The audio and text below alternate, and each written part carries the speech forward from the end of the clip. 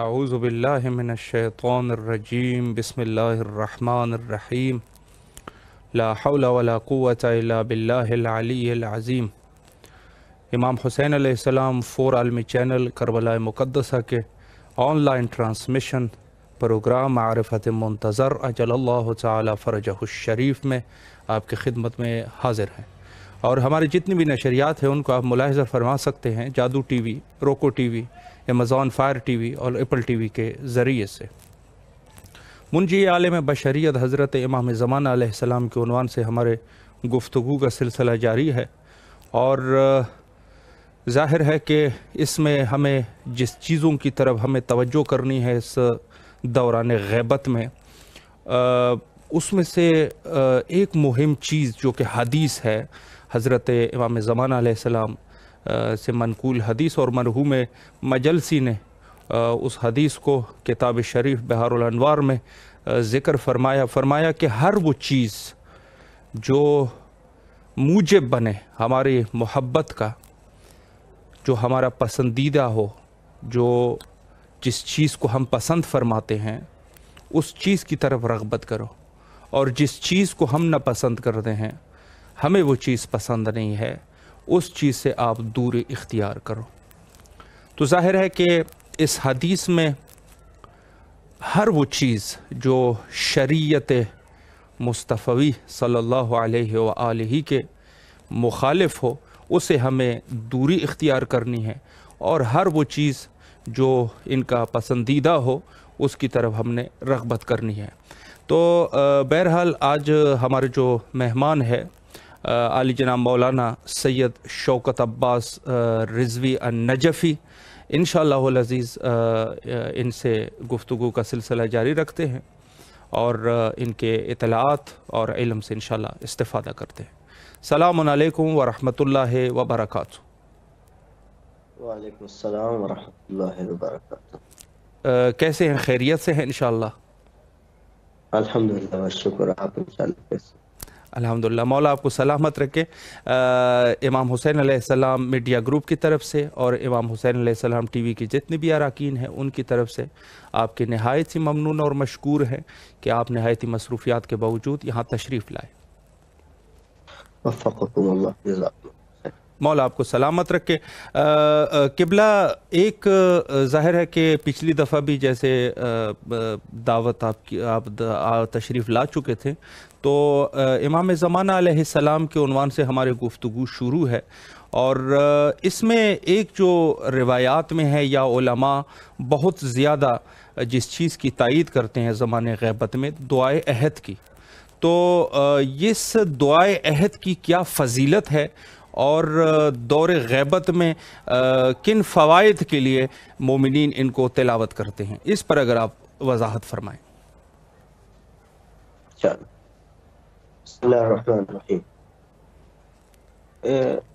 ہر وہ دعا جو امام زمانہ اجل اللہ تعالیٰ فرجہ شریف کے ظہور کی تعجیل کے لیے کی جائے، وہ دعا بہت زیادہ مستحسن ہے، اور روایات میں حتیٰ کہ علماء نے بھی اس کی بڑی تاکید فرمائی ہے، صحیح، اور ہمیں کرنی بھی چاہیے دعائیں، کیونکہ یہی دعائیں ہمارے لیے فرج کا سامان ہے اور ہمارے سارے ہم و غم کے کشف کرنے کا ذریعہ ہے۔ بے شک۔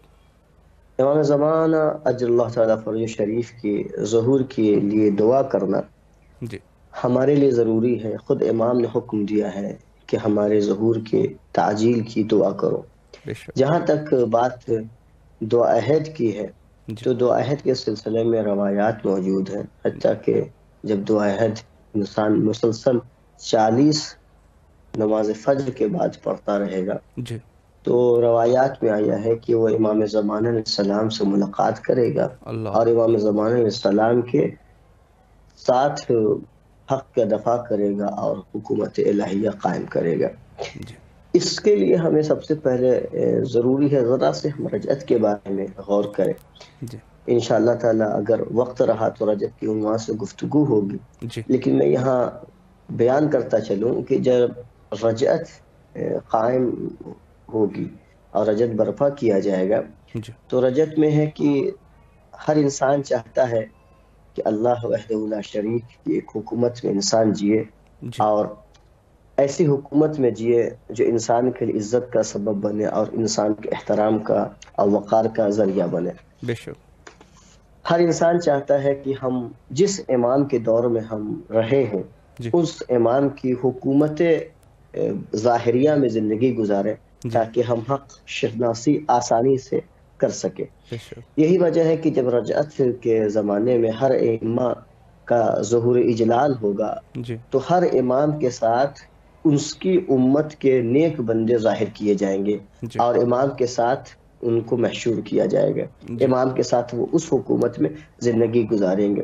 سب صحیح سے پہلے جو جس امت یعنی امام کی امت کو ظہور کے دیا جائے گا اور رجعت دی جائے گی، اس امام کا نام ہے امام زمانہ عجل تعالی فرجہ شریف۔ بے شک دعائے عہد پڑھنے کا فائدہ یہ ہوگا کہ جو لوگ اس دنیا میں روز دعا عہد پڑھتے تھے یا روز دعا کرتے تھے کہ امام کے ہم ناصران میں شامل ہو جائے، جی امام کے ہم مددگار میں شامل ہو جائے، اس کا فائدہ یہ ہوگا کہ روز رجعت اللہ ان کی مرادیں اور ان کی دعائیں یوں پوری کرے گا کہ جو اللہ خاص بندوں کو زندہ کرنے والا تھا، جو خاص بندوں کو رجعت دینے والا تھا، ان دعاؤں کے ذریعے سے، اس دعا عہد کے ذریعے سے اللہ اس کو دوبارہ زندہ کرے گا اور امام کی نصرت کے لیے کھڑا کر دے گا۔ اسی سبحان وجہ اللہ سے میں دعا عہد کا ایک فقرہ ہے جی جو ہم پڑھتے ہوئے گفتگو کو آگے بڑھائیں گے۔ بسم اللہ الرحمن الرحیم۔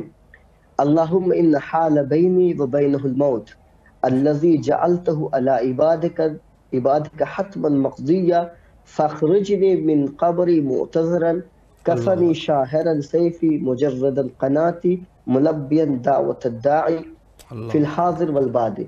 مفہوم یہ ہے کہ امام زمان علیہ السلام جب ظہور فرمائیں گے تو ہمارے اور امام کے درمیان ایک موت حائل ہوگی، جی مگر ہم اللہ سے کہیں گے اے اللہ اس موت کو ہم سے دور کر دے اور ہمیں قرار دے تاکہ ہم اللہ کے ناصران میں شامل ہو جائے، اور ہم ایسے سبحان اللہ ناصر رہیں گے جب ہم قبروں سے اٹھیں گے جی تو تلواریں لہراتے ہوئے اٹھیں گے، جی اپنے آپ کو امام کی نصرت کے لیے آمادہ کرتے ہوئے اٹھیں گے۔ جی یہ ہماری دعائیں رہتی ہے، اور انشاءاللہ تعالیٰ جب انسان دعائے عہد پڑھتا ہے تو صحیح اللہ تعالیٰ انہی صفات کے ساتھ اسے دوبارہ زندہ کرے گا تاکہ وہ امام کی نصرت کر سکے۔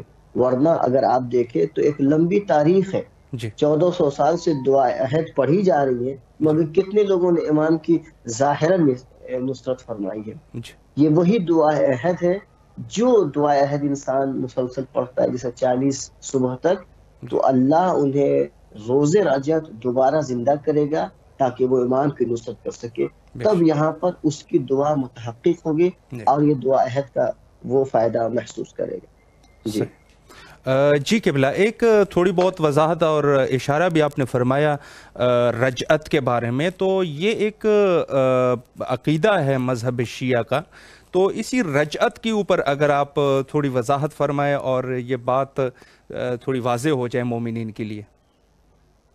جی طبعا میں نے جیسا کہا کہ رجعت شیعوں کا ایک اہم عقیدہ ہے جس کا انکار بہت مشکل ہے، بلکہ وہ ضروریات مذہب میں سے ہے۔ جی لہٰذا رجعت کا یقین، رجعت پر ایمان ہر شیعہ کا فریضہ ہے۔ بے شک لیکن جو اختلاف ہوا ہے، بعض لوگوں نے جو قرآن میں آیتیں ہیں رجعت کی تقریباً 100 سے زیادہ وہ آیت ہے، جی قیامت کی آیت کو رجعت کی آیت سے اشتباہ کر دیا ہے اور رجعت کی آیت کو قیامت کی آیت سے اشتباہ کر دیا، جبکہ قیامت کے لیے 700 سے زیادہ آیتیں موجود ہیں جو مسلم قیامت کے انعقاد پر دلالت کرتی ہیں، لیکن تقریباً رجعت کے لیے 100 سے زیادہ آیتیں ہیں جو رجعت پر دلیل ہے۔ اور جہاں تک قرآن سے نکلتے ہوئے ہم احادیث سے گفتگو کرتے ہیں تو جناب خر العاملی نے اپنی کتاب ایقاظ میں بتایا ہے کہ تقریباً 500 احادیث ایسی نقل کی ہے جو دلالت کرتی ہے کہ وہ رجعت برپا ہونے والی ہے اور رجعت حتمی ہے۔ بے شک حتیٰ کہ محدث جزائری نے شرح تہذیب میں لکھا ہے کہ 620 آیتیں اللہ رجعت پر اکبر دلالت کرتی ہے۔ اب رجعت ہے کیا؟ تقریباً اگر ہم غواصان احادیث کی گفتگو کریں گے تو انہوں نے بہت سی آیات کے جو نمبر ہیں، جو مقدار ہے، انہوں نے زیادہ کرتے، جیسے 500 آیتیں سے شروع ہوئی ہے، 620 آیتیں سے لے کر کے، اور احادیث کی گفتگو کی ہے جس میں دلالت کرتی ہے، یا حدیث دلالت کرتی ہے کہ رجعت حتمی ہے اور رجعت کا انعقاد ضروری ہے۔ جی اب ہم ذرا سے رجعت کی تعریف لے لیں۔ دیکھیں، رجعت نام ہے معاد کا، یعنی معاد یعنی پلٹنا۔ اب اس معاد کو ہم دو قسموں میں منقسم کر سکتے ہیں، ایک ہے معاد جزئی، جی دوسرے معاد کلی۔ معاد جزئی جسے ہم حشر اصغر کہتے ہیں، معاد کلی جسے ہم قیامت کہتے ہیں، یعنی حشر کلی۔ جی معاد اصغر جسے بعد میں علماء نے رجعت سے تعبیر کیا ہے، اسی رجعت کے لیے فرمایا گیا ہے کہ جب امام زمانہ اجر اللہ تعالیٰ فرج شریف ظہور فرما جائیں گے، تو امام زمانہ علیہ السلام کے جو حکومت کے دور ہوں گے وہ 5 دور پر مشتمل ہوں گے۔ صحیح۔ ایک انہی 5 دوروں میں سے ایک دور کا نام ہے رجعت۔ اس زمانے رجعت میں امام زمانہ علیہ السلام اپنی پوری فوج کے ساتھ اسلام اور دین مذہب یعنی حق مذہب کے نشر و اشاعت کریں گے، اور اس کے قیام کے لیے اور اس کے بقا کے لیے دشمنان دین و مذہب سے جنگیں لڑیں گے۔ جی اسی فترت رجعت میں صحیح۔ کہا گیا ہے جو سب سے پہلے رجعت میں ہمارے سارے ائمہ کا پھر سے ظہور اجلال ہوگا اور سب کی حکومتیں رہیں گی۔ صحیح۔ پھر اس کے بعد سے انبیاء اور رسول کا بھی ظہور اجلال ہوگا۔ جی صرف ائمہ اور رسول و انبیاء کا ظہور اجلال نہیں ہوگا، بلکہ فرمایا گیا ہے کہ امت سابقہ کا بھی ظہور ہوگا۔ صحیح۔ اسی طریقے سے ہر انبیاء اور ہر ائمہ کے دور کے جو مخلص لوگ ہوں گے، جو مخلص شیعہ ہوں گے، جو مخلص مومنین ہوں گے، یعنی اخص الاخصین کی منزل جسے ہم کہہ سکتے ہیں، جی ان لوگوں کو اللہ دوبارہ پھر سے زندہ کرے گا۔ اللہ۔ اور وہی دعا عہد والی بات ہے، جو لوگ دعا کرتے تھے کہ ہم اس دولت کریمہ میں رہیں، تو اللہ انہیں اس دولت کریمہ میں پھر سے زندہ کرے گا، تاکہ اللہ اس کی دعاؤں کو پوری کر دے۔ جیسے ہم دعا افتتاح میں پڑھتے ہیں رمضان مبارک میں، تقریباً ہر شب کو یہ دعا پڑھی جاتی ہے، مستحب ہے۔ جی ہر انسان کو چاہیے کہ رمضان مبارک کی ہر شب میں دعا افتتاح پڑھے۔ اس کی بہت زیادہ تاکید کی گئی ہے اور اس کی بہت زیادہ ثواب ہے، بہت خیر و برکت ہے۔ اس کا ایک فقرہ میں آپ کے سامنے عرض کرتا ہوں۔ بسم اللہ۔ بسم اللہ الرحمن الرحیم۔ اللہم انا نرغب الیک فی دولت کریمہ اللہ۔ تعز بها الاسلام واہلہ جی وتذل بها النفاق واہلہ، یعنی اللہ نے کی بارگاہ میں ہم دعا کرتے اے خدا، ہم اس دولت کریمہ، ہم اس حکومت الہیہ کریمہ کی چاہت رکھتے ہیں جس میں اسلام پھلے پھولے، جس کے ذریعے سے اسلام کو عزت ملے اور اسلام کے چاہنے والوں کو عزت ملے، جس میں منافقین کو ذلیل و رسوا ہونا پڑے۔ اللہ انہی مومنین کو پھر سے زندہ کرے گا جو یہ دعائیں کرتے ہیں کہ ہمیں ان دولت کریمہ میں خدا پلٹا دے۔ جی تو اچھے مومنین بھی ہر ائمہ اور ہر انبیاء کے دور میں پلٹائے جائیں گے، اور ان کے کٹر مخالفین جسے ہم ناصبی کہتے ان کو بھی پلٹایا جائے گا، اور ان کا حساب کتاب ہوگا۔ مومنوں کو پلٹایا جائے گا تاکہ ان کو اس نعمت اور اس لطف سے سرفراز کیا جائے۔ جی منافقین اور کٹر مبغضین اور ناصبین کو پلٹایا جائے گا تاکہ ان کا حساب و کتاب ہو اور ان سے انتقام لیا جائے۔ جی تو میں عرض کر رہا تھا کہ حکومت امام کی 5 دور منتقم ہوگی۔ ایک دور رجعت سے مخصوص رہے گی، سب سے پہلے امام زمان علیہ السلام کی حکومت رہے گی، لیکن سب سے پہلے عرض کرتا چلیے سب سے پہلے کہ جو امام کی سب سے پہلے قوم یا امت جی رجعت فرمائے گی وہ امام زمانہ اجر اللہ تعالیٰ فرج شریف کی ہے، یعنی ہم عرب اس دور کے جو مومنین اشیاء ہیں وہ سب سے پہلے رجعت فرمائیں گے تاکہ وہ امام کی حکومت میں زندگی گزاریں اور امام کی نصرت کر لیں۔ اس کے بعد دیگر ائمہ کا نمبر آئے گا اور دیگر انبیاء اور رسول ان کی باری آئے گی۔ تو سب سے پہلے جو رجعت فرمائیں گے وہ امام حسین علیہ السلام۔ سبحان اللہ سبحان اللہ۔ کتابوں میں بہار میں مل رہا ہے کہ جب امام زمان علیہ السلام شامات کو فتح کر کے، یعنی فلسطین، لبنان، اردن اور دمشق کو، یعنی شام کو، پورے ملک شام کو فتح کر کے واپس دمشق کی طرف آئیں گے، تو دیکھیں گے کہ جنوب مشرق سے ایک گرد و غبار آ رہا ہے جی اور ایک عجب ہیبت کا عالم ہے. امام زمانہ اس کی طرف متوجہ ہوں گے اور اپنے اصحاب کو روک کر کہیں گے کہ سب رک جاؤ، کہ کوئی جلیل القدر ہم سے ملاقات کرنا چاہتا ہے. تو روایت بتاتی ہے کہ اس وقت امام زمانہ علیہ السلام رکیں گے اور جب محسوس کریں گے کہ کوئی مقدس شخصیت ہے تو امام خود اس قافلے کی طرف آگے بڑھیں گے اور اپنے اصحاب کو حکم دیں گے کہ جا کر کے ان کی استقبال کرو اور ان کی پذیرائی کرو. جی جب وہ اس کے قریب جائیں گے تو دیکھیں گے کہ سب سے اوپر ملائکہ نے اپنے پروں سے اس فوج کو سایہ کر رکھا ہے. صحیح. امام حسین علیہ السلام اپنے گھوڑے پہ بیٹھے ہوئے ہیں. امام حضرت ابو الفضل عباس علیہ السلام پرچم لیے ہوئے امام کے ساتھ ساتھ آ رہے ہیں. اس وقت سبحان امام اللہ. حسین علیہ السلام سے امام زمانہ جا کے ملاقات کریں گے اور ان کا استقبال کریں گے. پھر روایات بتاتی ہے امام حسین علیہ السلام کے جیسے امام زمانہ علیہ السلام پیروں کا بوسہ لینا چاہیں گے، امام زمانہ کو امام حسین علیہ السلام اپنے کلیجے سے لگائیں گے اور ان کو دعائیں دیں گے، کہیں گے کہ آپ ہی وہ ہیں جو ہمارے قاتلوں کے سے بدلہ لیں گے اور ہمارا انتقام لیں گے. اللہ امام حضرت ابو الفضل عباس بھی امام زمانہ علیہ السلام سے ملاقات کریں گے. پھر امام حسین علیہ السلام، جناب عباس اور وہ شہداء جو کربلا میں شہید کر دیے گئے ہیں سب کو جمع کیا جائے گا اور ان سارے دشمنوں اور اشقیاء کو دوبارہ زندہ کیا جائے گا اور ان کی کرتوتوں کی سزا دی جائے گی. یہ رجعت میں ایک دفعہ ہوگا، پھر اس کے بعد قیامت کا تو الگ حساب ہے. جی یہ امام زمانہ امام حسین علیہ السلام کی رجعت ہوگی. پھر اس کے بعد امام حسین علیہ السلام اور جناب امام زمانہ کربلا سے ہوتے ہوئے نجف ہوتے ہوئے جب کوفہ جائیں گے تو امام امیر المومنین علیہ افضل الصلوۃ والسلام ان کا ظہور اجلال ہوگا. امام علی علیہ السلام ملیں گے.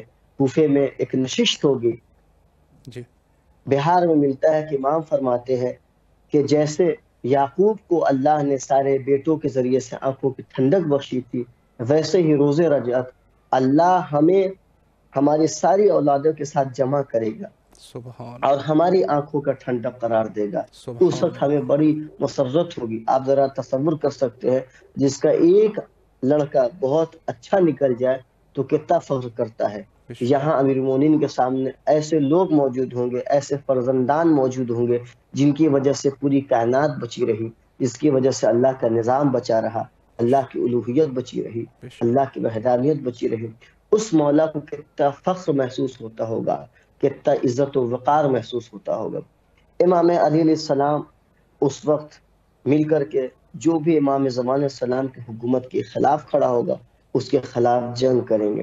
جی میں مختصر کرتا ہوں. پھر آخر میں جو سب سے زیادہ ظہور فرمائیں گے، یعنی جن کا ظہور اجلال ہوگا، وہ رسول اعظم حضرت محمد مصطفیٰ صلی اللہ علیہ وآلہ وسلم کا ہوگا. روایت میں صلوات اللہ ملتا ہے علیہ. کہ جناب امام زمانہ کی فوج جی جب دجلہ کے کنارے ابلیس کی فوج سے جنگ لڑے گی، جی جنگ کر رہی ہوگی، قریب ہے کہ امام کی فوج پسپا ہو جائے، ہار جائے، جی اس وقت ابلیس چیخ مارے گا اور کہے گا چلو سب یہاں سے بھاگ چلو، اب ہماری موت قریب ہے.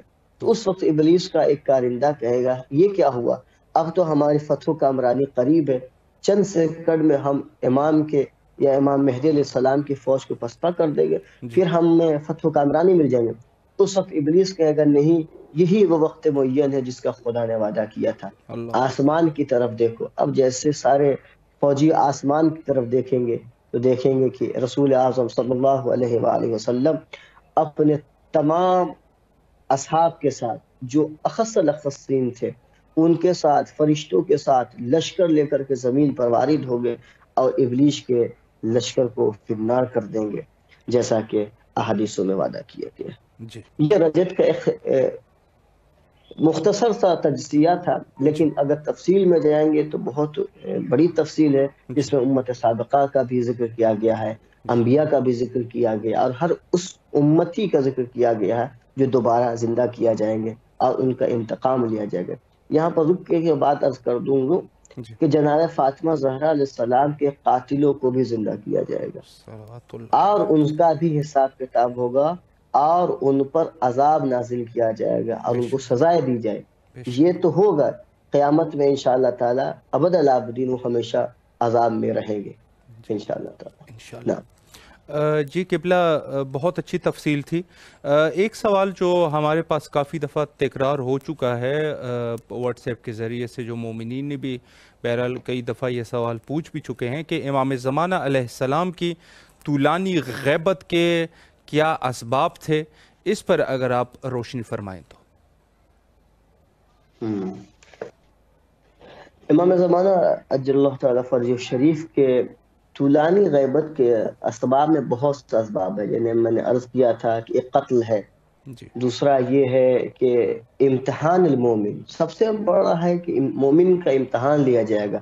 یہی وجہ ہے کہ آخری زمانہ کے مومنین کی تشبیہ ہر اس زمانے کے مومنین سے بہتر دی گئی ہے جی جو اپنے زمانے کے ہادی کو، اپنے زمانے کے امام کو دیکھتے تھے اور ان سے استفادہ کرتے تھے. یعنی ان کا ایمان یہ تھا کہ سامنے موجود ہے اور وہ ان سے استفادہ کر رہے ہیں، ان کا ایمان زیادہ ہوتا تھا. مگر آخری زمانے کے مومنین کا رتبہ، مومنین کا وقار، مومنین کا مقام بہت بلند ہے. وہ اس لیے کہ اپنے امام کو نہیں دیکھ رہے ہیں، مگر چونکہ امام نے کہہ دیا کہ میں غائب ہوں، لہٰذا ان کا ایمان اور ان کا امام کے تئیں عقیدہ پختہ ہے. اسی پختگی کو برقرار رکھنے کے لیے اور اس کا امتحان لینے کے لیے امام نے کہا ہم تم سے غائب ہیں. لیکن اس کا مطلب یہ نہیں کہ امام غائب ہے تو ہمارا بس امتحان ہوگا، بلکہ غائب کا مسئلہ یہ ہے کہ ہم تمہید غیبت کریں. تمہید غیبت یہ ہے کہ ہم اپنے تئیں ظہور اور امام علیہ السلام کے جو مقاصد ہیں ان کے لیے ہم راہ ہموار کریں، تاکہ جب امام آئے تو امام کے ہم مدد کرنے میں آسانی پیدا کر سکے. غیبت کی جہاں تک طولانی کی وجہ ہے، یہی بیان کی گئی، قتل ہے، ایک امتحان ہے، اور یہی تفصیل بیان کی جاتی ہے. جی قبلہ ایک سوال اور ہے، وہ ہے حضرت مادر گرامی حضرت امام زمانہ علیہ السلام، حضرت نرجس خاتون، ان کی حیات طیبہ پہ اگر آپ وضاحت اور روشنی ڈالیں. جی جناب سید نرجس جو امام زمانہ علیہ السلام کی والدہ محترمہ تھے، ان کے بارے میں کہا جاتا ہے کہ یہ جناب یشوع بن قیصر ملک کے بیٹی تھی، یعنی قیصر روم کی بیٹی تھی. اور ان کی والدہ کا جو نسب تھا، جناب نرجس کی والدہ کا نسب تھا، وہ جناب شمعون سے جا ملتا ہے. جناب شمعون وہ جناب عیسیٰ علیہ السلام کے حواریین میں سے تھے اور جناب عیسیٰ کے وصی تھے. یہ ایک والدہ کا بیک گراؤنڈ ہے، ایک والد کا بیک گراؤنڈ ہے. کتابوں میں آیا ہے، روایات میں ہے کہ جناب بشر بن سلیمان النخاس، ان کا بیان ہے کہ میں سامرہ میں امام ہادی علیہ السلام اور امام حسن عسکری علیہ السلام کا پڑوسی تھا، اور امام سے بہت زیادہ عقیدت رکھتا تھا اور اسے بہت محبت کرتا تھا. اس قدر محبت کرتا تھا کہ میں اپنا کوئی بھی معاملہ بغیر امام سے پوچھے نہیں کرتا تھا. حتیٰ کوئی بھی خریدنا ہو، بیچنا ہو، میں سارے معاملات امام سے پوچھے کرتا تھا کہ کسی بھی حرام میں مبتلا نہ ہو سکے. ان کا بیان ہے کہ ایک رات ہمارے گھر میں دق الباب ہوا. اب جیسے دق الباب ہوا، میں نے دیکھا، میں نے دروازہ کھولا تو دیکھا کہ امام ہادی علیہ السلام کا خادم کھڑا ہوا. میں نے کہا خیریت کیا ہوا؟ اس نے کہا کہ امام نے آپ کو یاد کیا ہے. جناب بشر پاس تبدیل کیا اور توڑ پڑا امام کی خدمت میں. اس گھوپ اندھیری رات میں، اس تاریخی رات میں آخر امام نے اس غریب کو، اس فقیر کو کیوں یاد کیا؟ اب جناب بشر کہتے ہیں کہ جیسے ہی میں امام کے یہاں پہنچا تو میں نے دیکھا کہ ایک پردہ لگا ہوا ہے. پردے کے پیچھے امام ہادی علیہ السلام، امام حسن عسکری علیہ السلام اور جناب حکیمہ جو امام حسن علیہ السلام کی بہن تھی، یہ لوگ محو گفتگو ہیں. اب جیسے میں نے یہ محسوس کیا، میں نے کہا کہ بزرگوں کی باتوں میں کیا مخل ہوں. میں خاموشی سے وہیں بیٹھ گیا. اب جب میں بیٹھا تو امام کو محسوس ہوا کہ میں آ گیا ہوں. تو امام آئے اور کہنے لگے کہ اے بشر، تم ایوب انصاری کے نسل میں سے ہو. یعنی تم انصار ہو. اور انصار کا یہ شیوہ رہا ہے کہ انہوں نے اہل بیت کے ساتھ ہمیشہ قدم سے قدم ملایا ہے اور ان کی پشت پناہی کی ہے اور ان کی مدد فرمائی ہے. جی میں چاہتا ہوں کہ تم بھی ہماری ایک مدد کرو. بشر نے ہاتھوں کو جوڑ لیا کہ مولا حکم فرمائے، میں آپ کے لیے کیا کر سکتا ہوں. بشر نے کہا کہ دیکھو تم سارا معاملہ ہم سے پوچھ کرتے ہو، میں آج تمہیں ایک معاملے کے لیے بھیج رہا ہوں، جی تو حکم کریے. جناب امام ہادی علیہ السلام نے ان کو ایک لفافے بند ایک خط دیا اور اس پر اپنی مہر لگا دی. جو خط لکھا تھا وہ رومی زبان میں تھا، جی روما زبان میں تھا. امام نے وہ خط لکھا، اس کو لفافے میں رکھا اور مہر لگا کے ان کو دے دی. پھر ایک پیلی سی تھیلی نکالی اور جناب بشر کو دے دیا اور کہا کہ اس میں 220 دینار ہے. جی بغداد جاؤ اور جا کر کے وہاں سے بازار نخاس سے اس وقت سبایا بیچی جا رہی ہے، اس میں سے فلاں فلاں صفت کی ایک سبایا ہوگی، جا کر اس کو خرید لاؤ. جی جناب بشر گئے، وہاں پر گئے تو دیکھا کہ بالکل بازار لگا ہوا ہے. پھر وہاں پر ایک معروف آدمی تھا جس کو عمر بن یزید النخاس کہتے ہیں. صحیح اس کے پاس وہ گیا، کہنے لگے کہ ہمیں ایک کنیز چاہیے مگر اس صفات کی ایک کنیز چاہیے. جی اس نے کہا اس صفات کی کنیز ہے مگر وہ خود کو بیچنا پسند نہیں کرتی ہے، نہ پسند کرتی کہ اس کو ہاتھ لگائے. جی تو انہوں نے کہا کہ میں جا کر اس سے دیکھتا ہوں کیا ہے. اب جب اس کے قریب گئے جناب بشر بن سلیمان نخاس، جی تو وہ جا کے کھڑے ہو گئے، کہنے لگے کہ میں آپ کو خریدنا چاہتا ہوں. تو انہوں صحیح نے کہا کہ میں تمہیں بیچنا نہیں چاہتا. پھر جب گفتگو بڑھی تو انہوں نے اشارہ کیا کہ میں فلاں جگہ سے آیا ہوں. تو اس نے کہا کہ جا کر وہ خط اور وہ تھیلی عمر بن یزید نخاس کو دے دو. صحیح جب اس پر جا گئے اور ان کو کہا کہ یہ لیجئے، تو جیسے ہی اس کو دیا، اس سبایا نے کہا کہ میں تیار ہوں شادی کے لیے، جی میں تیار ہوں اپنے آپ کو بیچنے کے لیے. مجھے اس آدمی کے ساتھ بیچ دو کیونکہ میرا دل مانتا ہے یہ کسی اچھے آدمی کے پاس لے جائے گا، وہاں پر میرا دل سکون سے رہے گا. جی عمر ابن یزید نے کہا کہ ابھی تک تو کہہ رہی تھی کہ مجھے بیچنا ہی نہیں ہے، میں نہیں چاہتی کوئی آدمی مجھے ہاتھ لگا، مگر اب کیا ہوا؟ اس نے کہا تم نہیں جانو گے، یہ لے لو.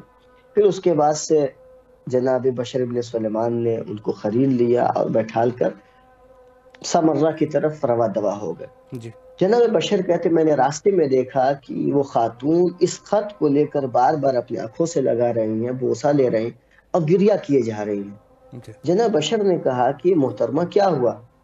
ابھی تک آپ اس صاحب خط کو نہیں جانتی، صاحب کتاب کو نہیں جانتی، مگر آپ اس قدر گریہ کر رہی ہیں جیسے آپ ان کی بہت دنوں سے مشتاق ہیں. اللہ اکبر اس نے کہا کہ تم نہیں جانتے ہو جو میرے ساتھ ہوا ہے. اس نے کہا کہ اگر بہتر سمجھے تو بتا دیں. تو کہا اے ضعیف الیقین، میں اب تمہیں سناتی ہوں، تم خاموشی سے سنتے رہنا. جناب بشر بن سلمان کہتے اب وہ خاتون گویا ہوئی جی اور کہنے لگی کہ میں 13 سال کی تھی تو میرے دادا نے یعنی قیصر روم نے چاہا میری شادی اپنے بھائی کے لڑکے سے کر دے. جی طے ہو گیا کہ میری شادی فلاں آدمی سے ہو جائے گی. مگر اس وقت قیصر روم میں ایک رسم تھی، جو رسم اگر پوری ہو جاتی تھی تو سمجھا جاتا تھا کہ یہ رسم یعنی یہ رشتہ نیک بخت ہے، اس میں کوئی مشکل نہیں ہے. جی مگر تقریباً 4 سے 7 بار بیان کیا جاتا ہے کہ وہ رسم کرنے کی کوشش کی گئی مگر وہ رسم نہ ہو پائے. تو کسی نے جا کر کے جناب نرجس کے دادا سے کہا کہ کیسی بار بار کوشش کرتے ہو، ایسی کوشش نہ کرو. یہ دلالت کرتا ہے کہ اگر یہ چیز کر دی گئی، اگر یہ رسم نہ پورا ہوا تو عیسائیت ختم ہو جائے گی، لہٰذا یہ چیز نہیں ہو پا رہی، یعنی یہ رسم نہیں ہو پا رہی ہے، اس وجہ سے یہ رشتہ نہ کرو. جی اب وہ میں رشتہ کٹ گیا اور سب اپنے گھر متفرق ہو گئے. جناب نرجس کا بیان ہے اب ہم سوئے تو میں نے خواب میں دیکھا کہ میرے دادا کی قصر میں ایک بہت بزرگ شخصیت وارد ہو رہی ہے جس کا نام حضرت محمد مصطفیٰ صلی اللہ علیہ وآلہ صلی وسلم اللہ ہے. علیہ ان کے ساتھ چند اصحاب ہیں اور ان کے ساتھ ایک خاتون ہے، پھر ان کے بچے ہیں. وہ داخل ہوئے جی میرے دادا کے قصر میں. پہلے سے جناب عیسیٰ اور ان کے حوارئین جی موجود تھے. صحیح میں نے کہا میں نے خواب میں دیکھا کہ جناب رسول اسلام جناب عیسیٰ کی طرف مخاطب ہوئے اور کہنے لگے کہ اے عیسیٰ، میں آج تمہارے شمعون کے یعنی وسیع کے گھر میں اس وجہ سے آیا ہوں تاکہ وہ اپنی بیٹی سے میرے اس بیٹے یعنی ابو محمد یعنی امام حسن عسکری السلام کی شادی کروا دے، سبحان اللہ. تمہاری کیا رائے ہے؟ جی جناب عیسیٰ نے کہا کہ میرے مولا، میرے سید آقا، میری کیا مجال، میں شمعون سے پوچھ لیتا ہوں۔ اب جناب عیسیٰ جناب شمعون کی طرف مخاطب ہوئے، کہنے لگے عزت و فضل و شرف تمہارے گھر چل کے آیا ہے، تمہاری کیا رائے ہے؟ شمعون نے کہا کہ اس کو اب کیا چاہیے، ہم اپنی بیٹی کی شادی ابو محمد سے کرتے ہیں۔ جی سارا معاملہ طے ہوا اور جناب عیسیٰ کی موجودگی میں جناب رسول اللہ نے ہماری شادی جناب امام حسن عسکری علیہ السلام سے کر دی۔ جی اب میں خواب سے بیدار ہوں، میں نے چاہا کہ میں اپنے والد اور اپنے دادا سے اس خواب کو بیان کروں، مگر چونکہ وہ سب نصارہ تھے، عیسائی تھے، میں نے نہیں چاہا کہ ان کو بتاؤں، کیونکہ خوف تھا کہ اگر یہ خواب کی تعبیر بتاؤں گا تو وہ مجھے قتل کر دیں گے۔ میں نے خوفاً قتل نہیں بتایا۔ اس کے بعد دن گزرتا رہا، پھر میں جناب امام حسن عسکری السلام سے شادی چونکہ خواب میں ہو گئی تھی اور ان کو میں نے دیکھ رکھا تھا، لہٰذا میں ان کے دیدار میں پریشان ہونے لگی اور اس قدر میں اس سے محبت کرنے لگی کہ اب نہ مجھے کھانا اچھا لگتا تھا نہ پینا، اور ہر وقت میں مطمئن رہنے لگی، دنیا سے الگ ہونے لگی، کسی سے بات نہیں کرتی تھی۔ میرے والد کو مجھے دیکھ کر انہیں بڑا خوف لاحق ہوا، جی انہوں نے بہت سارے ڈاکٹروں کو دکھایا مگر کچھ نہ ہوا۔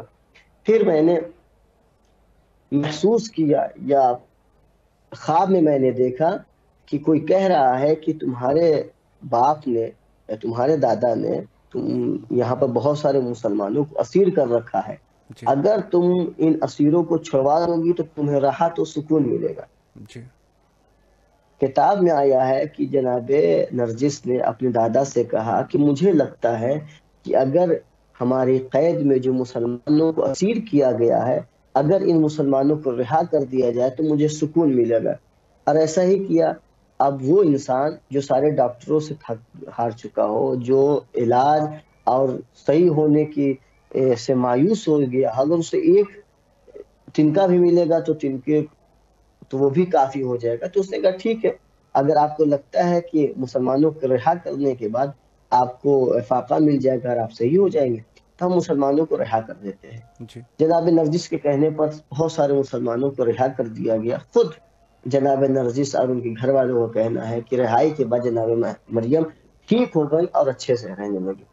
کچھ دن بعد تقریباً روایت میں ملتا ہے 4 شبوں کے بعد جناب سیدہ فاطمہ الزہرا سلام اللہ علیہا اور جناب مریم علیہ السلام جی جناب نرجس خاتون کے خواب میں آئی جی اور کہنے لگی نرجس انہیں پہچانتی ہو کون ہے؟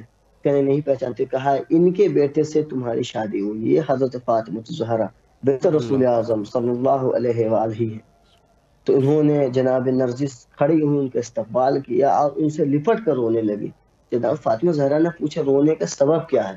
جناب نرجس نے کہا کہ میری شادی ابو محمد سے ہوئی، میں پریشان ہوں، میں ان کا دیدار کرنا چاہتی ہوں، ان کی زیارت کرنا چاہتی ہوں۔ جناب فاطمہ زہرا نے کہا کہ تم خود مریم سے پوچھ لو، تمہارے دین سے مریم نہیں راضی ہے، اگر تم آج اسلام قبول کر لو تو یہ جو عدم اسلامیت ہے یا اسلام مذہب پر تم نہیں ہو، جی اس وجہ سے جناب امام حسن علیہ السلام تمہاری زیارت نہیں ہو پا رہی ہے، اگر آج اسلام قبول کر لو تو تمہاری خود زیارت کو امام حسن علیہ السلام آئیں گے۔ سبحان ویسا ہی ہوا، جناب نرجس نے جناب فاطمہ زہرا کے ہاتھوں پر اسلام قبول کیا، اس کے بعد سے جی بیدار ہو گئے۔ اب دوسرے دن خواب میں دیکھا کہ امام حسن عسکری علیہ السلام آیا ہے، جناب نرجس ان کو دیکھ کر رونے لگے، گریہ کرنے لگے اور کہنے لگے کہ کب ایسا دن آئے گا کہ ہم آپ کو خارج میں دیکھیں گے، ہم کو حقیقت میں دیکھیں گے۔ تو امام حسن عسکری السلام نے کہا کہ فلاں دن تمہارے باپ اور تمہارے دادا مسلمانوں کے ایریا میں جائیں گے، مسلمانوں کے قبضے والی حکومت میں جائیں گے، جی وہاں پر جا کر لڑائی کریں گے۔ تم اگر چاہتی ہو کہ ہم سے ملنا تو تم متنکر ہو کر، بھیس بدل کر، جس کو ہم کہتے ہیں، روپ بدل کر ان کے ساتھ داخل ہو جائے، پھر وہاں پر چلی جاؤ گی تو وہاں پر خود تمہیں قید کر لیا جائے گا۔ جناب نرجس نے اپنے آپ کو بدلا، متنکر کیا خود کو تاکہ لوگ پہچان نہ سکیں یہ شہزادی ہیں۔ جب وہ بھیس بدل کے وہاں گئی تو وہاں پر سبایا کی صورت میں ان کو پکڑ لیا گیا اور ان کو بازار میں لے جایا گیا تاکہ بیچا جا سکے۔ پھر اسی وقت امام حسن عسکری علیہ السلام نے جناب بشر بن سلیمان کو بلایا اور کہا کہ یہ ورقہ لے جا اور جناب نرجس کو خرید لا۔ تو آپ توجہ فرما سکتے ہیں، پھر جناب نرجس نے جب یہ واقعہ بیان کیا تو جناب بشر بن سلمان کو بڑا تعجب ہوا اور امام حسن عسکری السلام کے گھر لا کر چھوڑا۔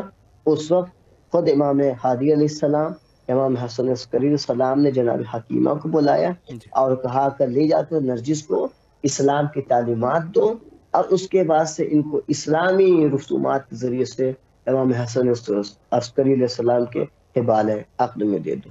یہ ایک مختصر سا تعارف تھا جناب نرجس خاتون پر۔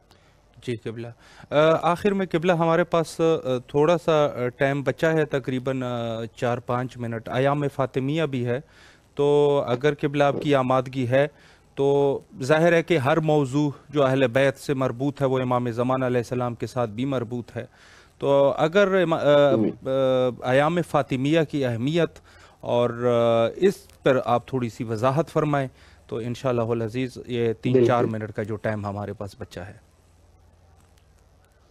ایام فاطمیہ زہرا سلام اللہ علیہ، ان ایام کو ہم کہہ سکتے ہیں یہ ایام حق و باطل کے فرق کا نام ہے۔ ان ایام میں جناب فاطمہ زہرا سلام اللہ علیہ نے دنیا کو بتایا کہ جب بھی منافقت اپنے چہرے پر اسلام کا نقاب ڈال لیں تو ہمیں چاہیے کہ سیدہ زہرا سلام علیہ کی تاریخ پر غور کریں اور ان کی تاریخ کو پڑھیں کہ بعد رسول اللہ صلی اللہ علیہ وسلم کیا ہوا۔ جن لوگوں نے فاطمہ زہرا سلام اللہ علیہ کے ساتھ اچھا برتاؤ رکھا انہیں ہم مسلمان جانتے ہیں، جن لوگوں نے فاطمہ زہرا سلام اللہ علیہ کے ساتھ بدتمیزی کی، ان کو اذیت دی، انہیں ہم کافر جانتے ہیں۔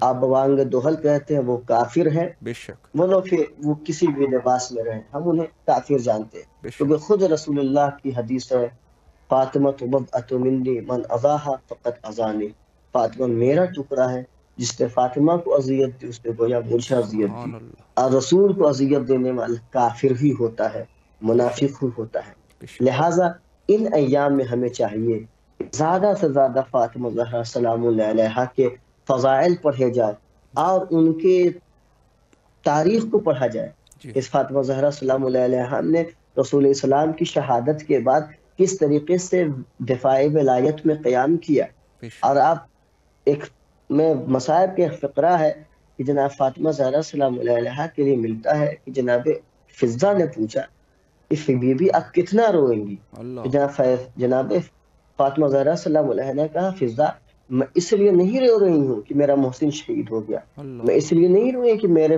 پہلو پر دروازہ گرا دیا گیا، میں اس لیے رو رہی ہوں کہ علی کو اس کے حق سے روک دیا گیا۔ آپ توجہ فرما سکتے ہیں جناب فاطمہ زہرا سلام اللہ علیہ کو اپنے درد سے زیادہ، اپنے بچوں کی تکلیف سے زیادہ یہ صدمہ تھا کہ حضرت علی بن ابی طالب کو ان کا حق نہ دیا گیا، اور یہ محبت اگر حضرت علی علیہ السلام میں دیکھیں گے، آپ خود توجہ فرمائیں، جب جناب فاطمہ زہرا سلام اللہ علیہ کو دفن کر چکے، امام علی علیہ السلام خانہ میں چلے گئے، لوگوں سے ملنا جلنا کم کر دیا، مسجدوں میں نہیں جانتے تھے، 10 دن ہو گیا، کئی دن ہو گئے، تو لوگوں نے جناب عمار کو بلایا، کہا عمار ایسا نہیں ہونا چاہیے کہ علی فاطمہ کے گزر جانے کے بعد سب سے الگ ہو جائے، کم سے کم ہم لوگ سے آ کے تو مل سکتے ہیں، مسجدوں میں آ کر تک تو بیٹھ سکتے ہیں۔ جناب عمار جناب امین اسلام کی خدمت میں گئے، کہا مولا مسلمین شکایت کر رہے ہیں کہ آپ فاطمہ زہرا کے گزر جانے کے بعد آپ نے سب سے کنارہ کشی اختیار کر لی، آپ کیوں نہیں مسجد میں آتے ہیں، آپ کیوں نہیں ہم لوگ سے ملاقات کرتے؟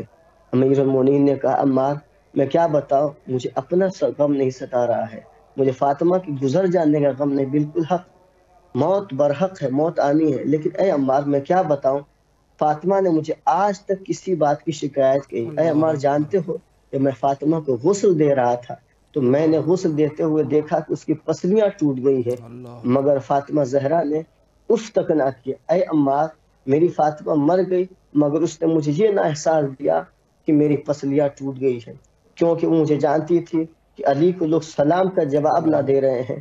علی جب وہ نہیں برداشت کر پا رہا ہے تو علی میری ٹوٹی ہوئی پسلیاں کیسے برداشت کرے گا.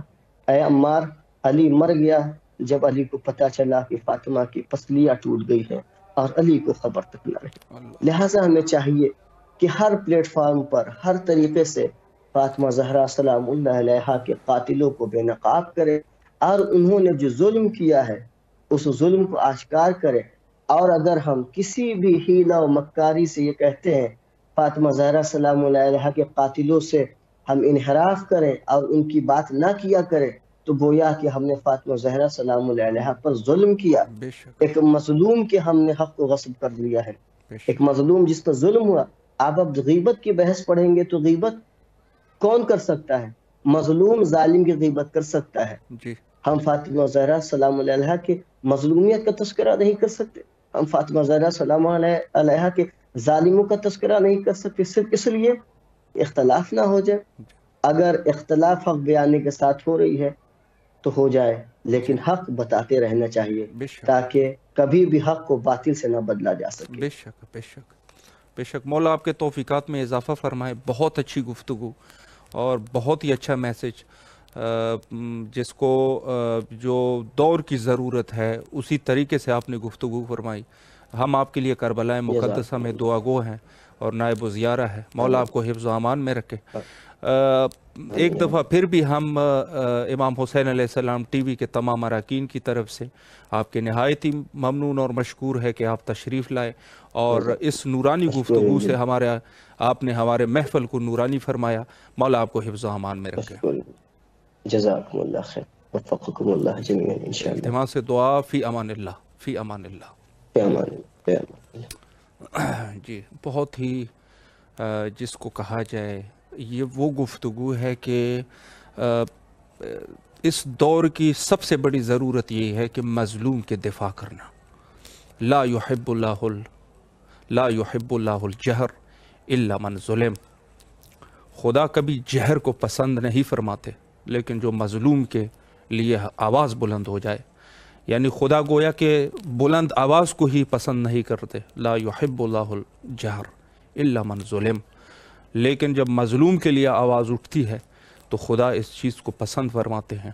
تو اس سید بزرگوار مولانا سید شوکت عباس النجفی الرضوی، بہت اچھی گفتگو کہ اگر ہم مظلوم کے لیے اپنے آپ کو شیعہ کہنے کے باوجود، چونکہ یہ آخری ایام حضرت سیدہ طاہرہ سلام اللہ علیہ کے ساتھ منسوب ہے، اور ظاہر ہے کہ امام زمانہ علیہ السلام چونکہ اس میں سب تمام کے تمام جتنی چیزیں بھی ہیں وہ امام کے ساتھ تو منسوب ہے ہی.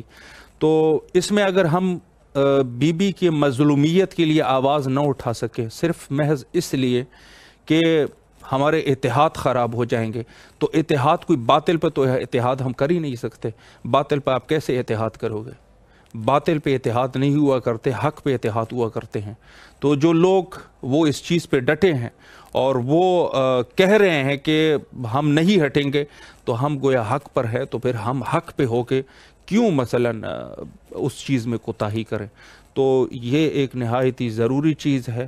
اور روایت میں بھی ملتا ہے کہ ان ظالمین کو جنہوں نے حضرت سیدہ طاہرہ کو کے ساتھ ان کی توہین کی اور ان کو شہید کیا گیا، حضرت امام زمان علیہ السلام ان کو قبر سے اٹھا کے ان کے اوپر حد جاری کر دیں گے انشاءاللہ. اور آخر میں وہی دعا کرتے ہیں جو ہمیشہ ہمیں کرنی چاہیے، اللہم عجل لولیک الفرج.